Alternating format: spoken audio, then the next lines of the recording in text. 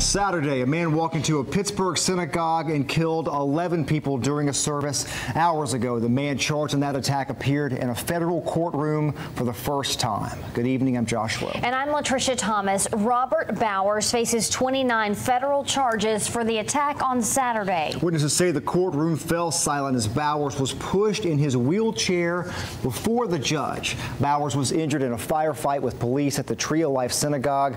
A judge scheduled a preliminary hearing for Thursday. That's when prosecutors will present evidence. During her daily briefing today, White House Press Secretary Sarah Sanders appeared emotional when she spoke about the 11 victims.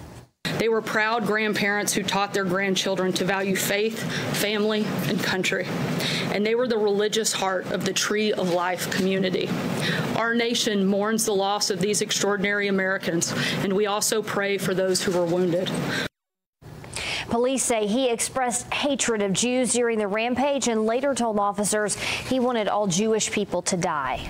A community vigil is taking place tonight here in Chattanooga. The vigil will honor those who lost their lives this weekend. Faith leaders say it is their responsibility to promote peace and kindness, especially right now. The vigil will take place at the Jewish Cultural Center on North Terrace Road at 6:30. Anyone is welcome to attend. As Chattanooga prepares to stand together for the victims, one part of the local Jewish community says they won't let this act of violence slow them down, and they've been through hatred here at home before. Aaron Farrar explains how one rabbi is responding in the face of violence.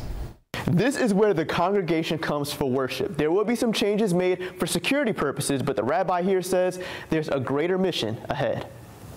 We can't let this slow us down. To the contrary, we should build on this. Rabbi Shaul Pearlstein is figuring out how to keep his congregation safe after Saturday's attack that claimed 11 lives because of their faith.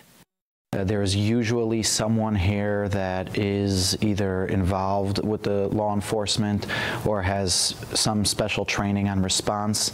That's been in place here at the Chabad Jewish Center of Chattanooga, but changes are coming, like a new security system with cameras, along with a heavier police presence during services. Chattanooga police is wonderful, and they usually send people around. Rabbi Pearlstein understands the level of concern. This synagogue was rebuilt after the original building was bombed in the late 1970s.